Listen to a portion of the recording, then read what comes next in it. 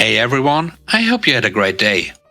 Today we have a look at some new malicious compliance stories. I hope you enjoy them. Please let me know what you think about today's stories. The first story is called Fix It on Monday.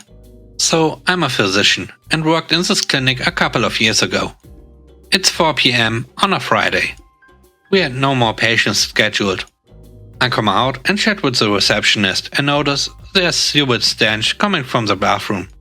Everything looks fine, but the toilet flushes a little slow. The smell brought flashbacks when this had happened at my own house 6 months earlier. I came home from work one day and my shower and bathroom floor had overflowed with sewage. My dogs stepped in it and walked all over the house. I'll never forget. So I tell my receptionist to call our office manager in building maintenance. They said they'll come to check it out on Monday morning. I said there's gonna be things in the halls if we wait until then. We called a second time and the maintenance department sends a guy out. I can already tell he's ready to start his weekend already. So he peeks in and doesn't check anything, doesn't even flush the toilet. He comes out 5 minutes later and said it's the AC. I said it seems like a plumbing problem. Not sure why the AC unit would emit the stench of sewage, but what do I know? I'm just a doctor. He said don't worry about it. He will get the AC guys to come in on Monday. I called the office manager and she said just let the maintenance take care of it on Monday. I gave it to the colleague to try to convince someone to fix it. But no one wanted to call someone in on a Friday afternoon and stick around to see it through. Not my job. So I decided to close the office and go home. It's 6 a.m. on Monday morning. I get woken up by a call from our receptionist and office manager. The toilet had overflowed and flooded the clinic with 2 inches of sewage. It soaked the carpet and up the drywall. And they had to replace the floors, tear out baseboards and drywalls and had professionals clear everything up so we could see patients again. All in all, I was told it costs around 15k for the cleaning and repairs. I got 2 weeks off with pay since I'm salaried. My salary for those 2 weeks was around 10k. This doesn't include the 3 hourly staff, nurses and receptionists that were paid to sit and answer phones telling patients we were closed. Who knows how much money was lost in not seeing the patients and billing insurance. I estimate the total cost was around 50k. My contract ended 2 weeks after that, so that final month was quite nice. The next story is called Call You When We Need a Break. Many moons ago, I worked at a residential treatment center doing direct care with teens. While in most jobs breaks are a built-in and guaranteed part of the workday, this was not the case here. We had compliance concerns around mandatory staff to client ratios.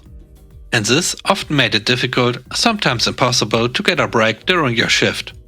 That being said, most of us working the line had a pretty good system worked out for trying to get folks a break. If we happened to notice that all of the kids and staff were present on the unit at the same time, we'd have someone take a break. And then hold off on moving on with programming until they had returned.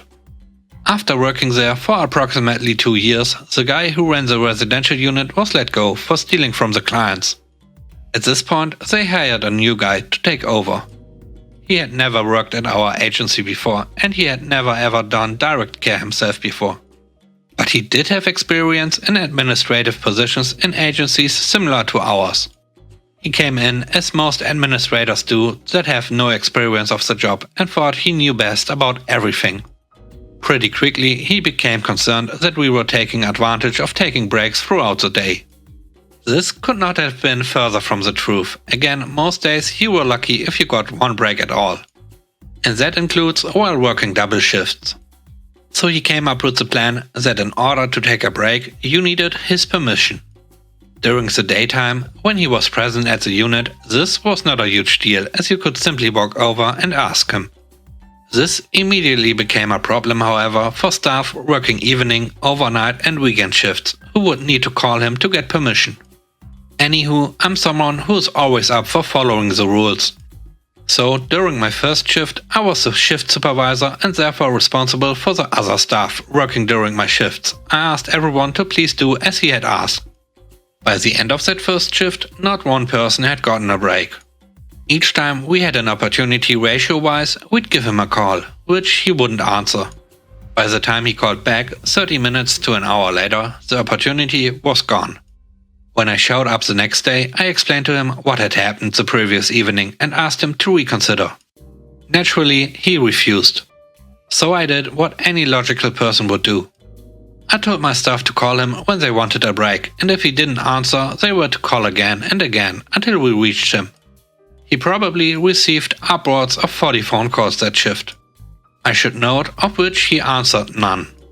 Sadly, this did not result in any of us getting a break that night. But by the time I showed up for my shift the next day, we had an email from him letting us know that we no longer needed to call him and get his permission for breaks.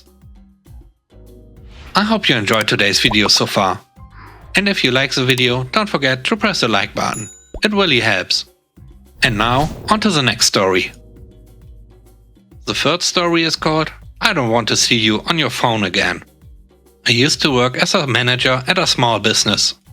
I was the only employee on site during the day. So I was expected to answer the phone, check in deliveries, and help walk-in customers anytime they came in. And because I constantly needed to be available, I didn't have a real lunch break. I would just eat my lunch at my desk when I had time. One afternoon, one of my bosses called me on the office phone. He very casually asked, "Hey, what's going on? What are you working on?" I told him the project I was in the middle of. And he said, "Really? Because I've been watching the cameras and you've been messing around on your cell phone for the last 5 minutes. I explained to him that my fiancée had texted because there was an emergency that had come up. And I was trying to help him handle it, giving him the account information, logins and passwords since I was working and couldn't handle it. His response was, "I don't care. I don't ever want to catch you on your phone again."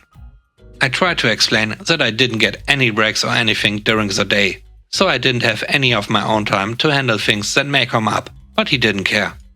So, knowing full well that the owners, the other managers and staff members constantly texted me throughout the day whenever they needed something, I complied. The next day I came in and I left my phone in my purse. I had a smartwatch, so I could see when I got a text. But I didn't answer because I wasn't allowed to be on my phone.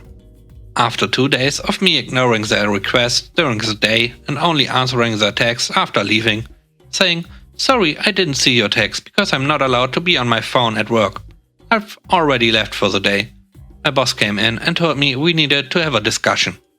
He called me out on my malicious compliance, but also acknowledged that I was essentially locked in the office for 8 hours a day. So going forward, I could take a half-hour lunch break where I didn't have to do anything else. And I was allowed to use my phone during the day, as long as I didn't abuse the privilege. And for everyone thinking that it was illegal for them to not give me a lunch break. That's not the case in my state, as breaks are not federally mandated. The last story is called I Don't Need It. You Do. I used to do some work in a complex of labs which were leased out to researchers, some of which were specialized, some were general purpose. Every year, some tool in admin would interrogate us on exactly why we needed a particular feature of a specialized lab. And if we couldn't make a strong business case, we'd get turfed out to one of the shared general purpose labs. This would net more money for the complex, as they collected leases from multiple users for each shared lab. One year I was asked to defend my use of a heavily soundproofed lab by writing a business case for why an experiment needed to be done in absolute silence. This was actually just a premise. The reality is that they wanted to clear us out and open the lab up as another shared space. I calmly explained that I couldn't write this, as there was no need to conduct my experiments in silence. It was therefore agreed that I would shift my equipment to a new lab and do some calibration trials there with someone from site admin supervising to see if the new space was suitable. Skip to the day of the trials. I have to say, it was quite refreshing to see a creeping sense of realization wash over admin dude's face when I turned up in a hefty pair of ear defenders, with earplugs underneath. In this case, the realization that the soundproofing wasn't to protect my experiment from the sound. It was to protect everyone else from the sound of my experiment. I explained that during the calibration trials we would send a series of white noise bursts to a receiving microphone, and then check that the sound pressure read by the microphone was close enough to what was supposed to be being sent by the emitter. We would then adjust gains accordingly. The admin watched as I keyed up the test sequence. 500 bursts, each 1 second long in random intervals. Volume 140 dB. For context, 140 decibel is roughly on par with the report of a starting jet engine. The lab we were in was about the size of a large-ish bathroom. It took exactly 8 bursts before I was politely asked to desist, and it was agreed I could return to the soundproof lab. Thanks for watching the video. I hope you enjoyed it. If you did, please leave a like. And if you want to see more videos, don't forget to subscribe. Have a great day and stay safe. Bye bye.